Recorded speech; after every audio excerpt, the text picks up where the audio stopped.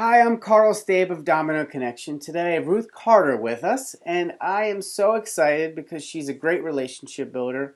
She's really good at focus, and I wanted to talk about that with her. Welcome, Ruth. Hello, good morning. How are you? Good. How are you? I'm awesome, thanks.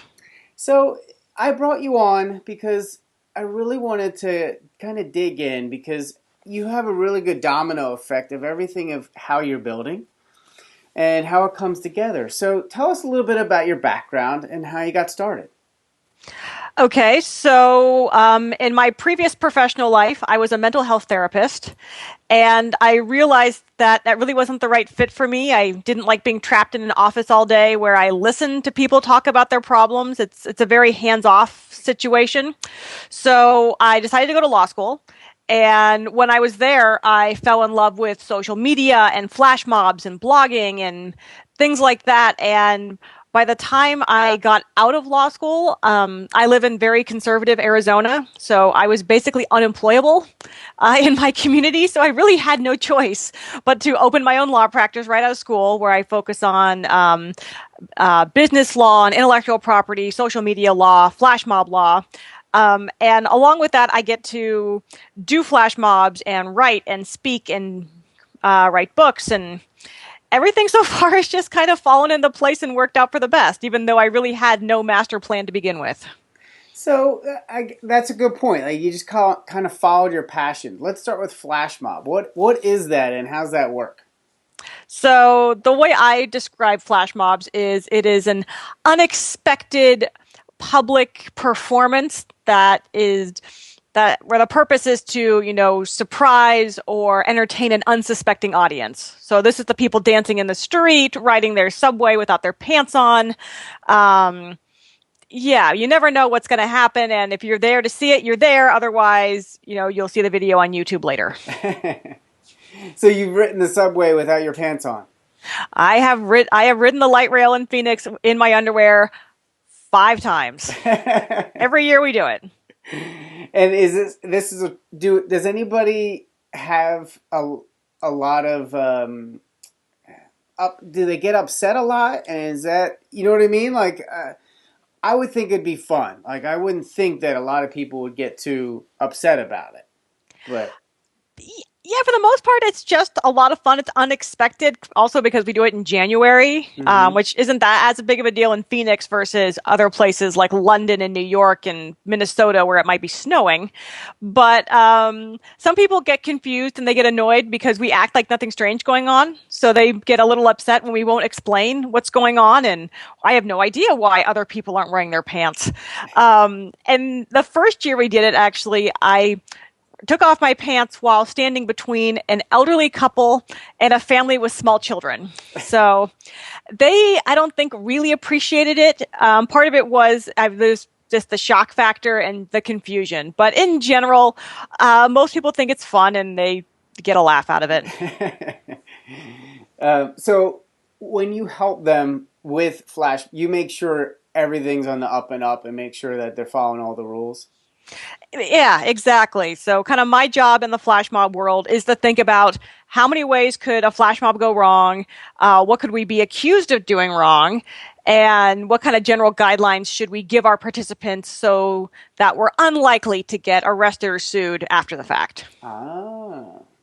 So you have a really energetic type of ideas around this and kind of creating change. Now, would you consider yourself an introvert or an extrovert? I am actually an introvert. Ah, Uh, So I sometimes consider myself a severe introvert. I have this need to jump on my soapbox and get out and perform, but it is exhausting. So I don't get energy from it, but I still feel the need to do it. okay. So, do you feel like that pushes you outside your comfort zone so you can reach more people? I don't even know if I think about it. I don't think I think that far about it. I just know that I have this need to get out and do and create and speak and um, So yeah, there are plenty of times when I do things or like I'll put up a blog post and my next thought is, oh God, what have I done? So, but I kind of just accept the consequences that go along with that. So, do you find that you've made a lot of really good connections through doing these type of events? Oh, definitely. I think through the flash mob world is where I've actually made my most valuable professional connections. I know it sounds bizarre, but I will say the best thing I did in law school was take off my pants on the light rail. Not because of the act itself, but because of the people I met while I was doing it.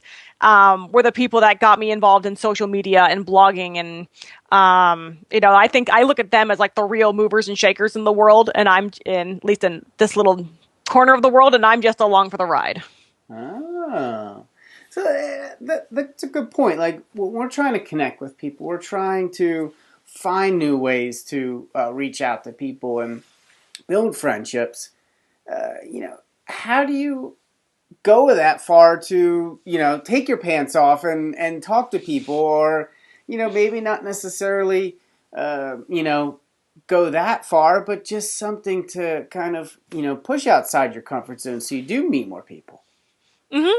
I mean, I'm definitely one of those people who's very shy, so like reaching out to a new person is hard, but I also look at the flip side of, I really want to meet this person or I really want to talk to that person. And so you take the risk and you start a conversation. For me, it was I showed up at the first No Pants ride and my friends who were supposed to be there with me all backed out.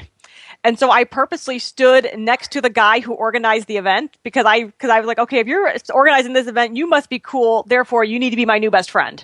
And it was just because I stood next to him on the train. We got talking, and now he's one of my best friends, and that's kind of how it all got started. So, Wow.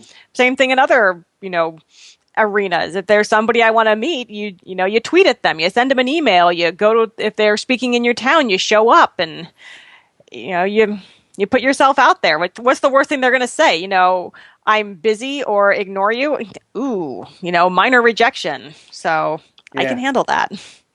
So okay, so if you do have a minor rejection, do you feel like you kind of like you take a blow, you take a step back, and then maybe in a couple of days you come back, or how's that process work? I think it depends. I look at it, are they rejecting me because, they're the one with the arrogance problem? And if that's the case, I probably don't want to be their friend anyway. Versus if it's I did, I look at it from the perspective of asking, did I do something wrong? And maybe I need to go back and, rework some things or think about how I'm trying to communicate with people. And so, you kind of take it all with a grain of salt and everything's a learning experience and, you bounce back and keep going. It brings up a good point because when I work with somebody in their website and like they're not capturing people, and it feels like rejection at first, but Mm-hmm. just little things that you could do to change, and then all of a sudden it starts working better. You do that in a social setting too, right? Like if you ask a certain question that bombs, maybe you try a different question next time.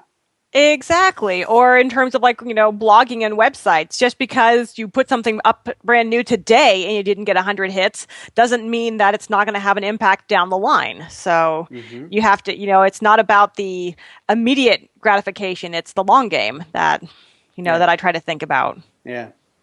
And it's tough to think about like when you go long term, what it all means and how it all connects. And you've written a book, and so give us the I guess the start of how people connect with you, and then how does that funnel towards them becoming a client. So which book are you talking about? Because I've actually written three. So which book is your most popular? I think most popular overall is my ebook, The Legal Side of Blogging: How Not to Get Sued, Fired, Arrested, or Killed. Okay. I like I that. like it too. And then the way I connect with people is I'm really active on Twitter. That's actually my favorite networking social media platform. And then I also blog at least once a week, both on my personal site and on the law firm's website. And just being available to communicate and speaking to what I think the needs are of my target market. God, I feel like such a marketer when I say terms like my target market. People I want to interact with or people who I want to work for. And I mean, when I started the law firm, I was, nobody, and I still feel like I'm still a nobody, but that's okay. I don't need to be, famous, but I can tell that it's working because I see, my social media connections are growing. I feel like I'm actually developing real relationships with some of those people, not all of them. I don't think of my value based on the number of Twitter followers I have or the number of LinkedIn connections. It's about real conversations. And then when I get a new client, I ask them, how did you find me? And lately, about half of them are saying I found you through an internet search. So usually it's they're searching for something based on their need. They're finding a blog post I wrote that connects to their topic, and that's when they reach out. Nice. I like that. So, how do you decide what to focus on then? Is this kind of like a testing thing, or you like see what works, you throw it out there, see what sticks, and then do more of that? In terms of like the blog, Yeah, the blog or just outreach, like email wise. I kind of use a couple of different tactics. So with the blog, I try to speak to what I think my clients' needs are or what questions people are asking me. Or if there's like been a recent news story that I think is relevant to my clients, I'll try to talk about, okay, like what happened, explain like all the legalese in English, and then try to explain why it could matter to them.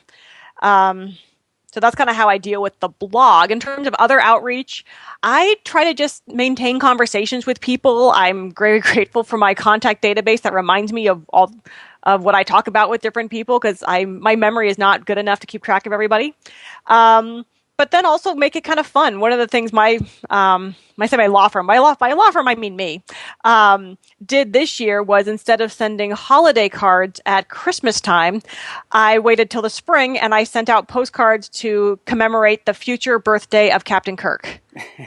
Because I'm a great big Trekkie, and I thought that would be a more of a fun way to reach out and just to say hello to people. Oh, that reminds me. I've been thinking about how personality is so important to connecting with people, right? Like, Mm-hmm. and that is something different. And there's nothing wrong with pushing people away that aren't Trekkies, right? Like, you want to bring people who like that stuff and want to talk about that stuff, and it makes it easier to talk to you, right?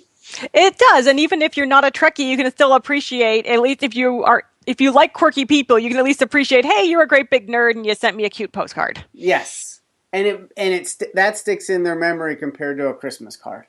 Absolutely, I've had multiple people say that the postcard I sent is now posted on a bulletin board in their office. Versus how many of us kept any of our Christmas cards that we got this past season? Good point. That is great. That's a nice little nugget right there. Awesome. So, you know, this is one question that I always ask everybody, and it's my toughest question. What's the secret to happiness? Oh God, that's a really hard question because if someone asked me, like, am I happy? I would probably say I'm working on that. I probably wouldn't say that I'm inherently happy, but I will say that I feel happiest when I'm doing my own thing and just marching to my own little beat, even if it goes against tradition. And it's when I try to conform that things don't work out. So Yeah, yeah. You got to be you. got to be me. I've tried to not be me, and it just doesn't work. Yeah, and then, you attract the wrong type of people when you're not you. Exactly. And I found that it's when I am my weird dorky self that I get to make the connections I want to make and meet the people I want to meet, and the opportunities that I hope I get seem to just kind of roll in more organically than trying to force me as a square peg into a round hole. It doesn't work. Do you have an image of that postcard that I can put on the web page?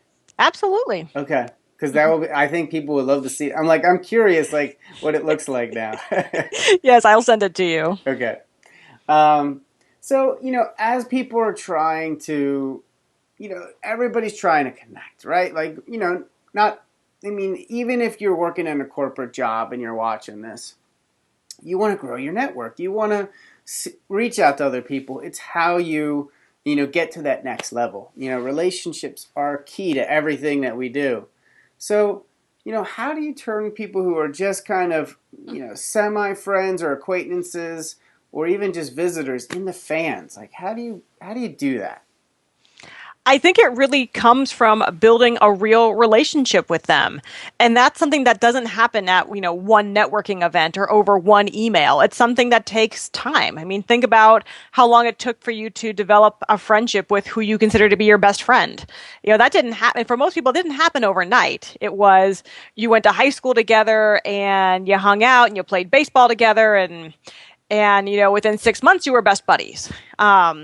In the professional world, it's the same deal. It's about creating relationships and having real conversations. I love that I've developed a strong enough network that with a lot of people, we don't talk about business. Our first thing might be like, hey, how's business or how's work? But then after that, we're talking about, movies and books and their kids and my dog and things that really matter. And I think that's what it is. And I've gone to like one-on-one coffees and I remember one guy like got on his iPad and was like doing this whole spiel about his business and what he does. And I'm like, what are you doing? Like, stop it. Like, number one, I'm like, you're looking to like make a relationship with me. So I refer people to you. I don't really care, about the minutia of what you do. I just need an overview. And then tell me about you. And once he started talking about stuff he really cared about, I was like, okay, now we're getting into like the real reason why we're here today. So I think, that's what it's about. It's about creating real relationships and not just that, oh yeah, I've met him at a networking event once and we exchanged business cards once. That's not building a network. That's shaking hands. Yeah. That's the beginning. Yeah, it's funny. Most of the people who I've been referred by, a lot of times it's not just, oh, Carl's really good at helping, improve your connections on your website and optimizing it. It's more like, oh, like, Carl loves this sports team, or, oh, Carl has this blog, or he also has another passion blog too. Like, then it becomes more about the whole me instead of just these little details that, some people can't even process right away. They want to get to know you first. Exactly. That's one thing I've learned over the years is that people hire people. So, the reputation of your business or, your reputation as a person might get you a hello. But if you can't, hold up your side of a conversation, if you're not someone that people actually want to spend time with, I don't think you're going to be as professionally successful as somebody who is interesting and actually engages with you as a person and not as a product or as a business. Yeah. And it brings me back to us. Like, we met at Pam Sliv and Charlie Gilkey's Liftoff. Mm-hmm. And, we had a whole weekend of working on our business, and that's how we built our friendship. And Yep. That's been, what, 2 years now? Yeah, it's been 2 years. 2 years. And now here we are again, right? So exactly. when I reached out to you and said, hey, let's do an interview, it was easy. It wasn't like I didn't have to beg. It was something that was going to be fun to do. Exactly. Yeah. So, as we kind of wrap up this interview, what do you think is the secret to really, I guess let me take a step back. If you're giving advice to somebody and they're like, I want to start a law practice or I want to start a business with my blog, how do I start? What's the best thing that they can do to really, skip maybe a few steps and get further ahead faster? Well, I think one of the best pieces of advice I got when I started my law practice was they said you're going to need 6 months worth of money and 12 months worth of patience because everything takes time to develop. So even if you have a great idea for a business or a blog, you're not going to be an overnight success. And so it takes diligence and work and just hitting the pavement every day to build up, your reputation. So I think that was the best thing I learned. And so my first year out, I don't think I had my first client for a few months. And even then, I felt very, much like a feast or famine situation my first year. And and that was okay. Every time I got frustrated and it was like, oh, my phone's not ringing, or oh, no one's calling me. It's like, yeah, but you're going to networking events, you're going to coffee, you're creating relationships, and 12 months worth of patience, 12 months worth of patience. And even then it was like, sometimes I still feel like, nah, it's like 2 years worth of patience. Is that, as long as the bills are paid, um, you can keep trucking, and you just gotta keep doing what works. And that's part of starting a business. Is just because there are suggestions out there of what works for other people or what traditionally works doesn't necessarily mean that that's the right path for you to follow. You got to figure out what works. Yeah, yeah. I like that. Okay, so where can they go to see you and know more about you?